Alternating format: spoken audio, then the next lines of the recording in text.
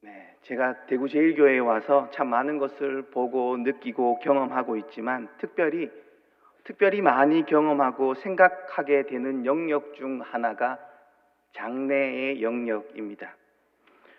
올해는 연속으로 8번에서 7번 정도의 장례를 이렇게 진행하면서 평생 다시 한번 이런 일이 있을까라는 생각도 해보았습니다.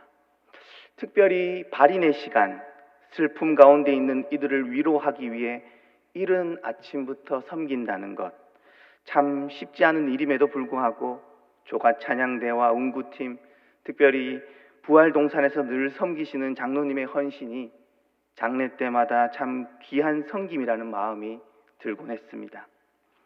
인생의 마지막 시간을 함께 한다라는 것, 그것은 참 슬프면서도 감사한 그 마음이 교차하는 자리가 아닌가라는 생각을 하게 됩니다. 저의 기억에 특별히 더욱더 남아있는 장례는 병상에서 예수님을 영접하시고 세례받으시고 하나님의 품으로 떠나보내었던 몇 번의 경험들입니다. 인생의 끝자락에서 예수님을 나의 구주로 고백하는 것, 하나님의 은혜가 아닐 수 없습니다. 그 은혜는 항상 곁에 있는, 곁에서 지키는 사랑하는 가족들의 섬김을 통한 것이다 라는 마음도 들기도 했습니다. 그때마다 오늘의 본문 말씀이 떠오르곤 했습니다. 오후 5시에 주님의 부름 받은 품꾼 말이죠. 오늘 본문을 선택하게 된 배경을 조금 길게 설명을 했는데요. 오늘 품꾼, 포도원 품꾼 비유는 크게 세 장면으로 구성되어 있습니다. 먼저는 포도원에 주인이 인력시장에 일꾼을 고용하러 나아가는 장면입니다. 이른 아침부터 부름을 받은 사람이 있었고요. 제3시는 오전 9시입니다. 9시에 부름받은 사람이 있었고 제6시 정오 낮 12시에 부름받은 사람이 있었고요. 제9시 오후 3시에 부름받은 사람이 있었습니다. 그리고 마지막으로 제11시 오후 5시에 고용된 사람이 있었죠. 당시 이른 아침부터 일한 사람은 오전 6시 해 뜰 때부터 해질 때까지 한 12시간 정도, 6시까지 보통 12시간 정도 일했다고 볼 수 있습니다. 반면에 마지막에 온 사람은 단 1시간 정도의 시간밖에는 일하지 않은 셈이 되는 거겠죠. 두 번째 장면은 해가 저물어 일을 마쳤을 때 포도원 주인이 청지기를 통해서 품꾼들에게 품삯을 주는 장면입니다. 임금을 지불하는 모습이죠. 1시간만 일한 마지막 사람부터 하루 종일 일하는 사람까지 모두 동일하게 한 데나리온의 일당을 받게 되는 장면이죠. 그리고 마지막 장면은 일당이 공평하지 않다라고 주인을 원망하는 모습이 나타나고 있습니다.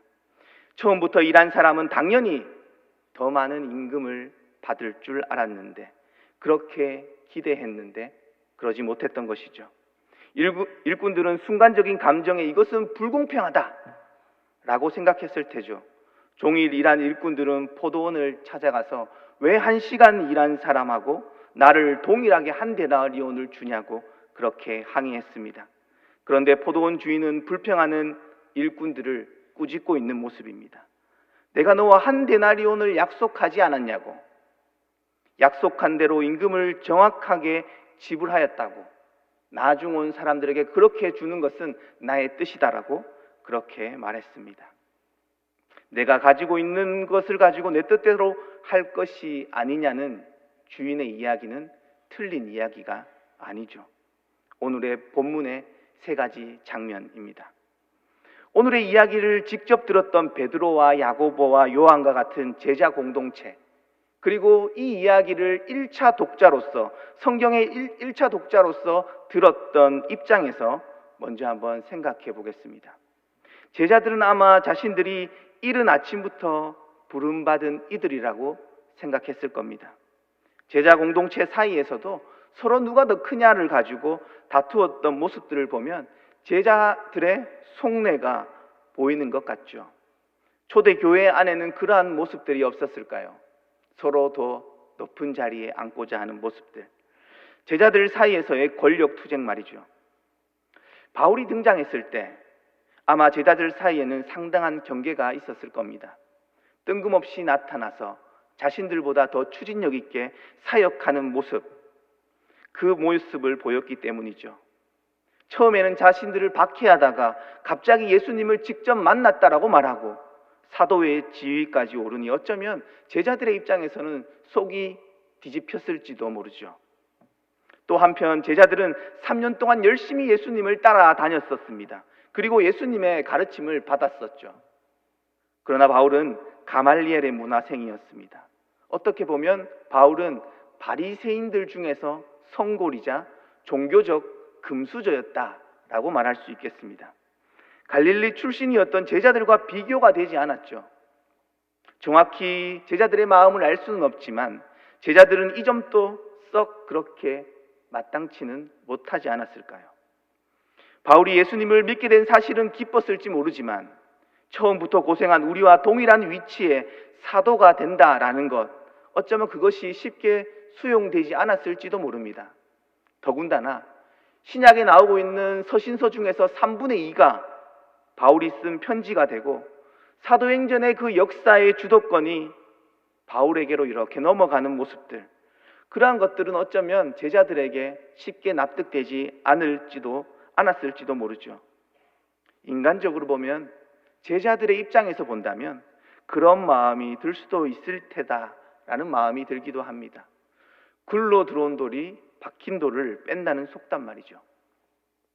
그러나 예수님께서 선포하셨던 그 하나님의 나라의 방식, 그 방식은 세상의 논리와는 사뭇 달라 보입니다.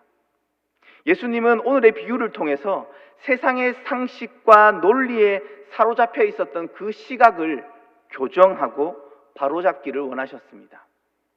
비유의 성경의 문맥적인 배경을 보면 19장에서 제자들, 특히 베드로가 던졌던 그 질문과 연결이 되는데요.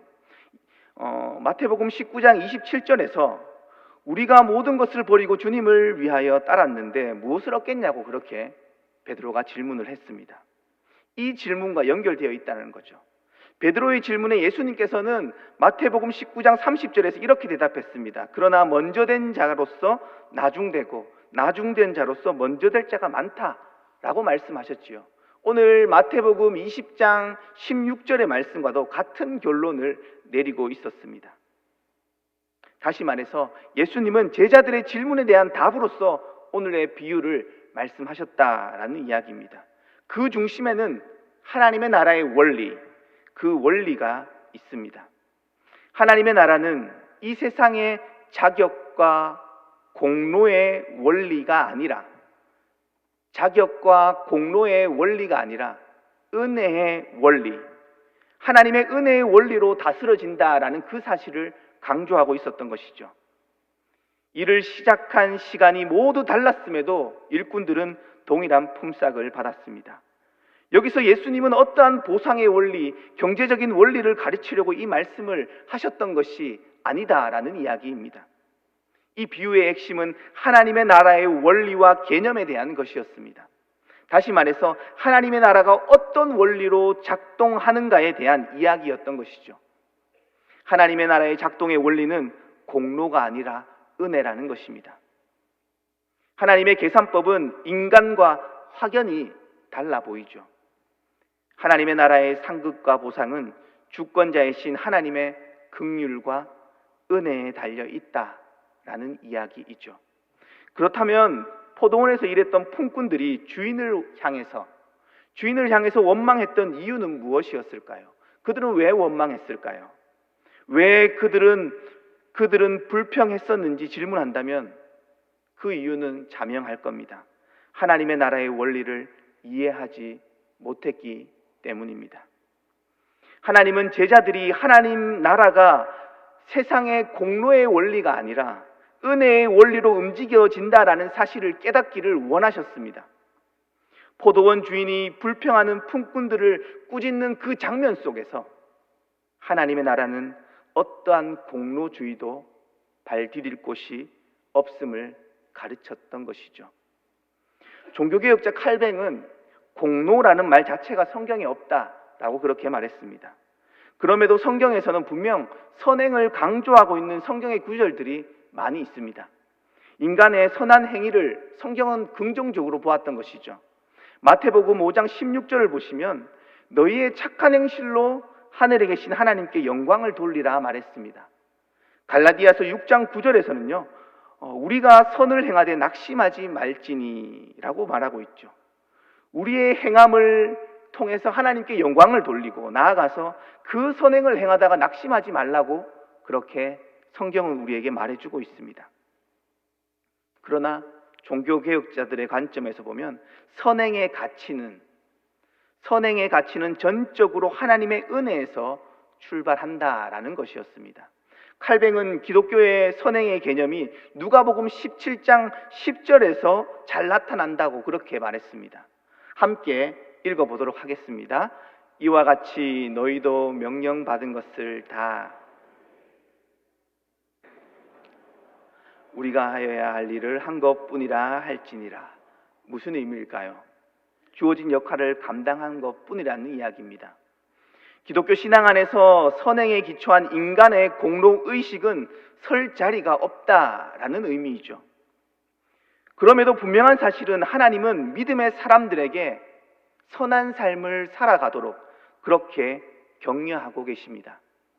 그렇다면 문제는 어디에 있을까요? 무엇이 문제일까요? 인간은 왜 자신의 행위와 그 공로를 끊임없이 드러내려고 하는 것일까요? 자신의 공로와 자신의 의를 강조하는 이유, 그것을 드러내려는 이유는 그 근원에, 그러한 행동을 하려는 그 이면에 자신의 죄를 대속하신 그 십자가 사랑과 구원의 은혜를 무력화시키려는 그 사단의 치밀한 의도가 숨어 있다는 것입니다. 자신의 공로를 주장하며 은혜를 흐리게 만든다라는 것이죠. 인간의 공로의식은 그리스도의 공로를 소멸시킨다라는 것입니다. 이것을 바르게 인식해야만 자기의 공로의식의 덫으로부터 벗어날 수 있게 되는 것이죠.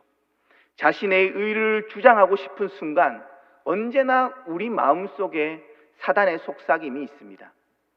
너는 더 받을 자격이 있다고. 자신의 권리와 자격을 주장하도록 그 마음속을 부추기는 것이죠. 또한 주인이 불공평한 거라고 그렇게 속삭입니다. 하나님의 공평하신 그 성품을 공격하는 것이죠. 더 나아가서 하나님은 너보다 다른 사람을 더 사랑한다고 하나님의 사랑까지 왜곡시키고 의심하게 합니다. 끊임없이 은혜보다는 자신의 공로를 주장하게 만든다는 이야기죠. 조금 다른 각도에서 오늘 본문에 질문해 보겠습니다. 하나님의 나라는 어떻게 세워지는 것일까요? 하나님의 나라는 은혜로만 세워질까요?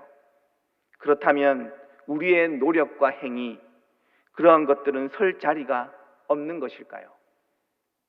이 질문은 지난 2000년간 기독교 교리를 둘러싼 끊임없는 논쟁이 되었던 주제입니다. 하나님의 은혜이냐, 인간의 책임성이냐라는 논쟁이죠. 여기에는 딜레마가 있습니다.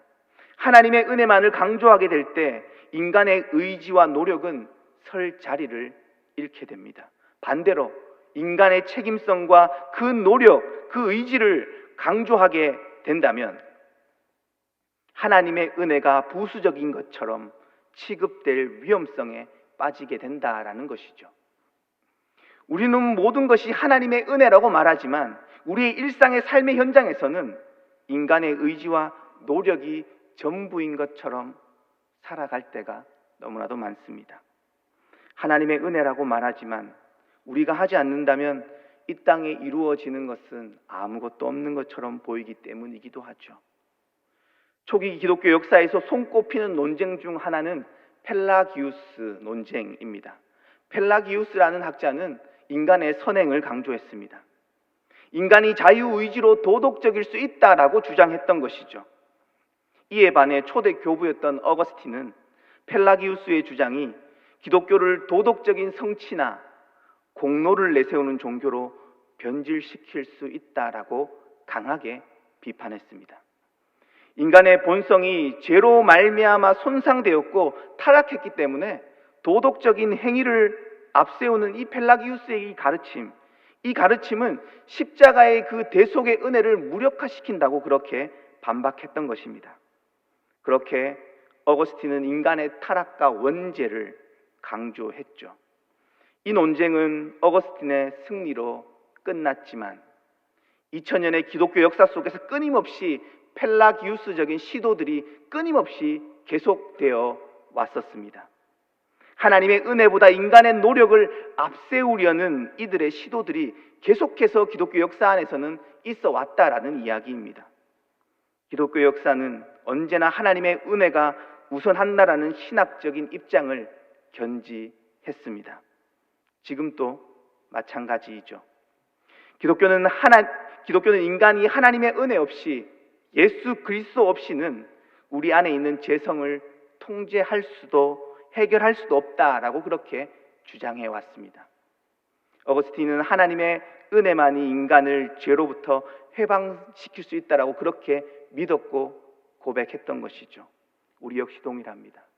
종교 개혁자들은 그렇기에 오직 은혜, 오직 믿음, 오직 성경이라고 외쳤던 것이겠죠.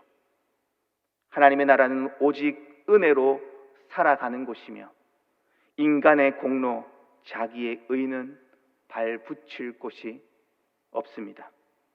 그리고 인간의 선행은 언제나 그 받은 은혜에 대한 응답이었던 것이죠. 하나님의 구원의 은혜 앞에서 보였던 자연스러운 감사의 반응이었다는 것입니다. 그리스도인의 선행은 언제나 하나님의 은혜에 대한 응답적 차원이었습니다. 나의 노력으로 하나님을 움직이는 방식이 아니라 이미 받은 은혜 앞에서 감사하는 삶을 살았다라는 이야기입니다. 그런데 문제는 선후가 뒤집힐 때가 있다라는 것이죠. 선후가 뒤집히는 일들이 우리의 신앙 안에서 일어난다라는 이야기입니다. 믿음이 깊이 뿌리 내리기 전 먼저 섬기고 봉사하는 경우들도 있습니다. 모태신앙이나 일찍이 신앙생활을 시작한 이들에게 흔히 나타나는 현상이죠. 은혜를 제대로 알기 전부터 섬기게 될 때 우리 안에 그릇된 의식이 자리 잡을 수 있음을 경계해야 합니다. 자신의 공로를 주장하려는 모습들이 나타날 수 있다는 이야기죠.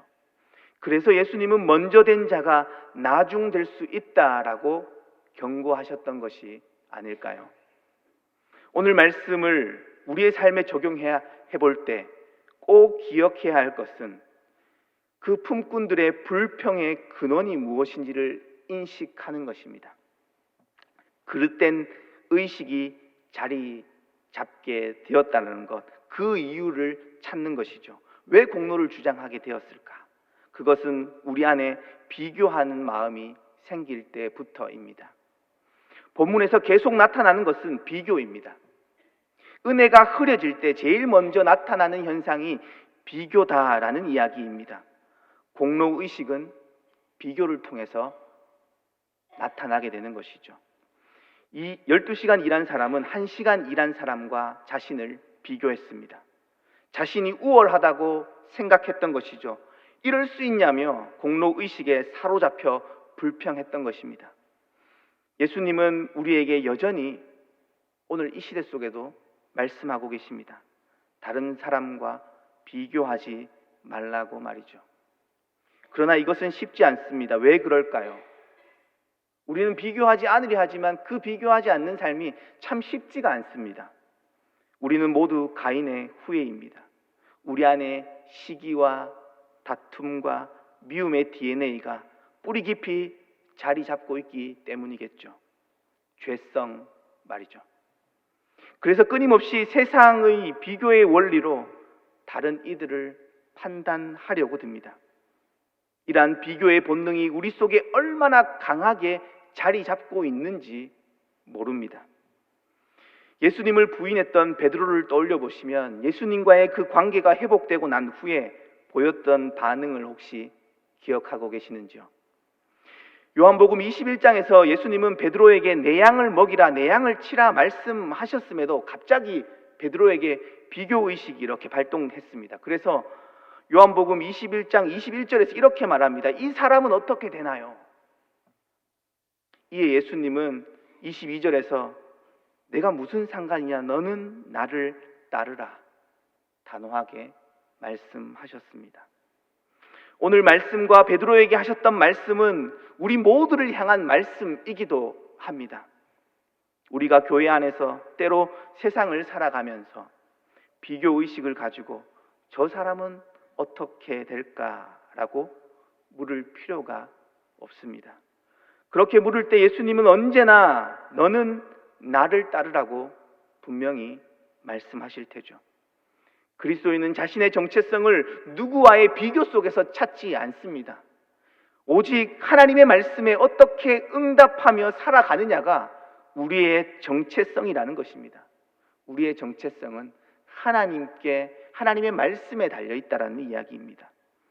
그렇게 주님께서 걸어가신 길을 따라 걷는 이들, 그들이 그리스도인입니다. 우리는 모두 한 데나리온의 은혜를 받은 자들이다 라는 의미입니다. 그 은혜를 받기 합당한 자인지에 대한 판단은 우리에게 있지 않습니다. 오직 하나님께만 있을 뿐이죠. 그럼에도 비교의 늪에서 그 비교의 늪에 빠져 허우적거리는 순간들이 얼마나 많은지 모릅니다. 그때 우리가 취해야 할 태도는 눈을 들어 하나님의 은혜를 다시 바라보는 것뿐입니다. 우리의 시선을 하나님의 은혜에 고정하는 것밖에는 없습니다. 누군가와 비교하며 남 탓하는 그 구조 속에서는 성령의 역동성이 살아날 수가 없습니다. 하나님께 집중하며 나에게 주신 사명에 우리는 집중해야 합니다. 하나님께서 섬기고 헌신할 마음을 부어주실 때 우리는 주변의 사람들의 눈치를 보며 머뭇거리는 순간들이 있죠. 왜 그럴까요? 비교의식이 가득 차 있기 때문입니다.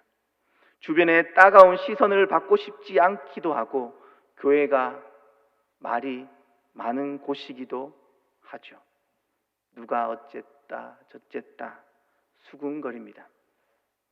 그렇게 서로가 서로를 움츠러들게 만드는 구조를 비교는 만들어낸다라는 이야기입니다. 교회 공동체는 그렇게 서서히 성령의 역동성을 상실해 가는 것이 아닐까요? 바울은 교회를 그리스도의 몸이라고, 우리는 그 지체라고 말했습니다. 우리는 서로 비교하는 것이 아니라 각자의 위치에서 주어진 달란트를 따라 섬겨야 하며 은혜에 합당한 응답으로 나아갈 수 있도록 사랑으로 서로를 격려해야 할 테죠. 그렇다면 우리가 가져야 할 태도는 어떠한 모습일까요? 오후 5시에 부름받은 품꾼의 입장에서 한번 생각해 볼까요? 이른 아침에 선택받지도 못했고 9시에도 낮 12시에도 3시에도 오후 5시에 일자리가 없었을 때 얼마나 마음을 졸이고 있었을까요? 누군가는 열심히 일하고 있을 때 일할 수 없는 서글픔이 말로 표현할 수 없었겠죠.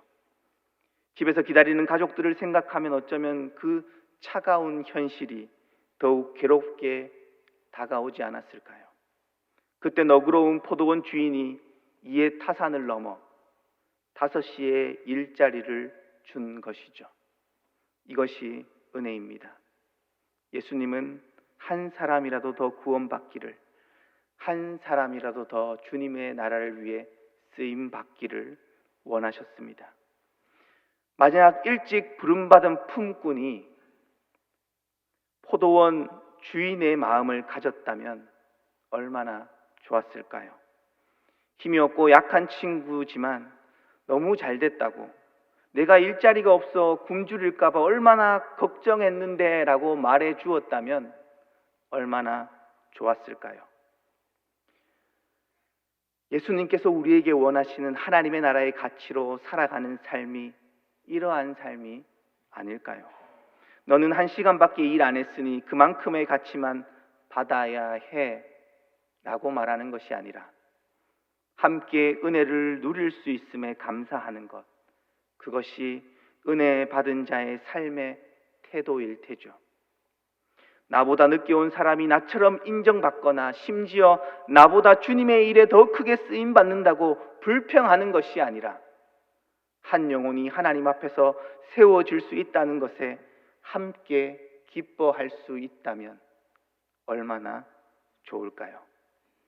돌아온 탕자의 맏형이나 바리새인처럼 비판의 자리에 있는 것이 아니라 사랑하는 가족과 같이 여기며 함께 웃고 함께 울 수 있는 마음을 가질 수 있다면 얼마나 좋을까요?